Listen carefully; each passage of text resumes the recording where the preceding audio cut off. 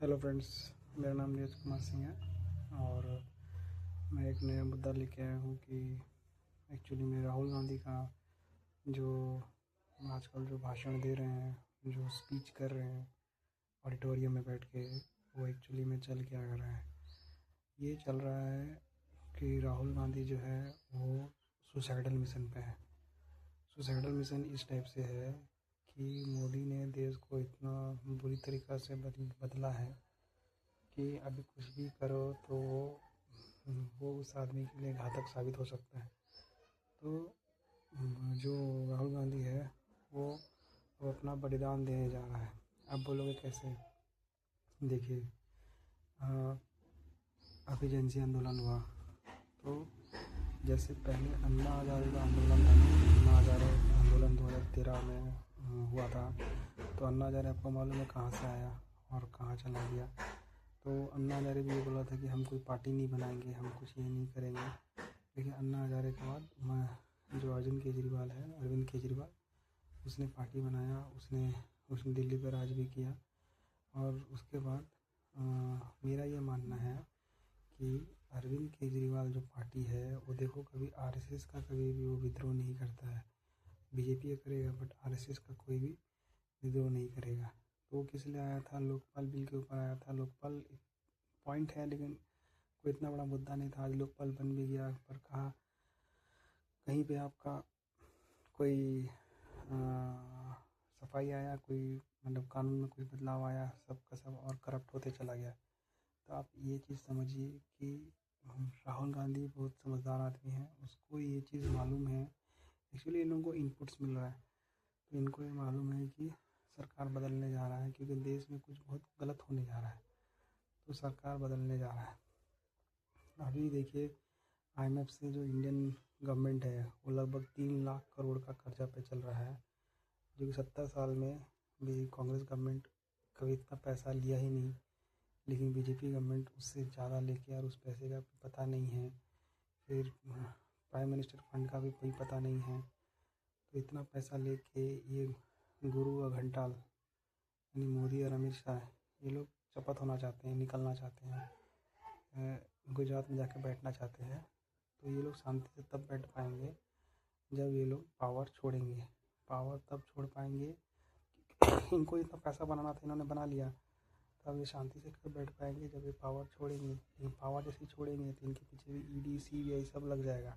तो इसीलिए ये लोग एक सीजेपी यानी कॉकरोच जनता पार्टी नाम का एक पार्टी डेवलप की है, जो कि आज अभिजीत दीप ये बंदा का कोई भी आप हिस्ट्री पता कर लो, इसका कोई हिस्ट्री नहीं है और ना ये कोई पॉलिटिकल बैकग्राउंड से है।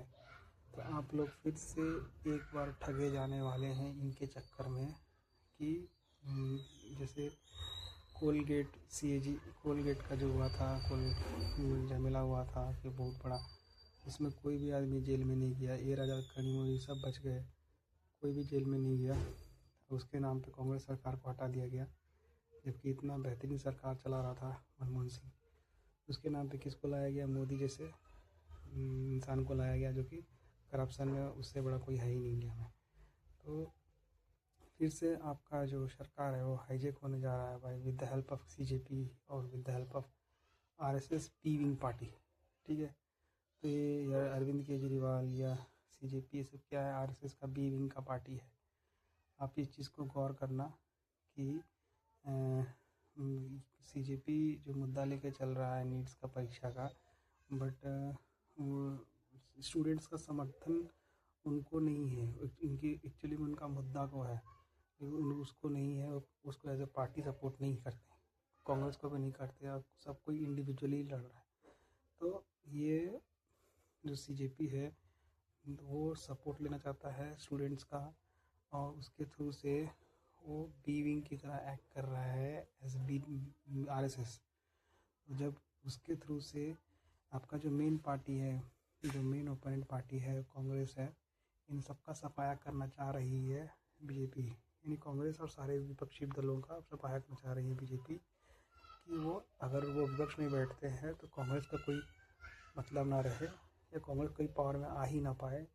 अगर अब मैं सही बात करना चाहता हूँ कि अगर आप लोगों को बीजेपी गवर्नमेंट को अगर पनिशमेंट देना है, चुपचाप से राहुल का सरकार बनाइए, फिर देखिए इनका क्या होता है। और अगर आप बीजेपी ये सब में बट जाओगे तो फिर आपका जो कंट्री है वो ख़त्म हो जाएगा, क्योंकि फुल टू फुल इनके हाथ में ही पावर रहने वाला है।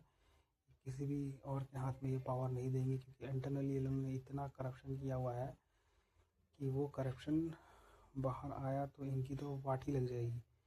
इसीलिए ये अगर आपको पनिशमेंट देना है बीजेपी गवर्नमेंट को, तो लोगों को ये बोलना चाहूँगा कि फुल सपोर्ट में कांग्रेस को सपोर्ट करिए, क्योंकि वो कल कुछ करे ना करे, जो इसने 12 साल जो देश के बर्बाद किए हैं वो फुल फेज़ में राहुल गांधी इनको पनिशमेंट देगा। तो इसीलिए राहुल गांधी को भी ये मालूम है कि क्या हो रहा है, इसीलिए देखिए अभी वो इतनी इज्जत दे के बात नहीं कर रहा है बीजेपी या अमित शाह ये सबको उल्टे पुल्टे तरीके से बोल रहे हैं, क्योंकि वो चाहता है कि उनके ऊपर में कोई एक्शन हो। जैसे ही राहुल गांधी का पूरा एक्शन होगा तो पूरे देश में जो कांग्रेस का जो टीम है वो एक्टिवेट हो जाएगा और फिर बहुत बड़ा आंदोलन होगा, और आंदोलन से बीजेपी सरकार बहुत डरता है। तो ये चीज़ इसीलिए बीजेपी गवर्नमेंट ये चीज़ होने नहीं देना चाहता है। राहुल यही चाहता है कि ये सब झमेला हो और जो पूरा लोगों का सपोर्ट है वो कांग्रेस की तरफ में आ जाए, ना कि बीजेपी जैसे जो आरएसएस के बी पार्टी है उनकी तरफ आए। क्योंकि मैं भी महाराष्ट्र में रहा हूँ, महाराष्ट्र का कोई भी इंसान, कोई भी आदमी कोई पार्टी में वहाँ बिना मतलब का नहीं घुसता है। वे लोग बहुत ही होशियार होते हैं, बहुत समझदार होते हैं। वो लोग जन सेवा के लिए नहीं बने हैं, they are only for money making. Okay, इसीलिए कोई भी बीजेपी में आप लोग मत घुसिए। सिंपल जो पुराना पार्टी है कांग्रेस पार्टी, उसको सपोर्ट करिए अगर बीजेपी को पनिशमेंट देना है तो। और अगर नहीं अगर खोना है या अपने बच्चों का ज़िंदगी करियर ऐसे ही बात करना है तो नई पार्टी है उनको सपोर्ट करिए, कोई मतलब नहीं बनता है, वो उससे कुछ होने वाला नहीं है। तो और इनको इनपुट्स मिल रहा है, इनको इनपुट्स, अभी ये मत सोचिए इनको इनपुट्स नहीं मिल रहा है। अब पार्टीज़, भारत की parties is not run by the नेताज, it is run by the intelligence bureau. Intelligence के ऊपर ही दोनों पार्टी एक्ट कर रही है, चाहे कांग्रेस हो चाहे बीजेपी हो। तो बहुत बड़ा इंटेलिजेंस ग्रुप इनके पीछे में लगा हुआ है। वो लोग आगाह कर रहे हैं कि ऐसा करो वैसा करो, तब जाके दोनों पार्टी एक्ट कर रही है। तो यही बोलना चाहूँगा कि अब कोई भी चीज़ हमारे हाथ में रह नहीं गया। एक तरफ चाइना अरुणाचल प्रदेश को ओवरटेक कर रहा है, साउथ में देखिए हैदराबाद में लगातार नॉर्थ के खिलाफ ये भी नॉर्थ के अगेंस्ट में सब भड़क रहे हैं, क्रिश्चियंस में कन्वर्ट हो रहे हैं जो यहाँ की छोटी जातियाँ हैं। तो बहुत तेज़ी से बदलाव आ रहा है, बहुत उथल पुथल मचा हुआ है। इसीलिए आप लोग समझ लीजिए, अगर देश को बचाना है तो कांग्रेस को सपोर्ट करिए, नहीं तो बर्बाद होने के लिए रेडी रहिए। इतना बोल के मैं एंड करना चाहता हूँ। Thank you.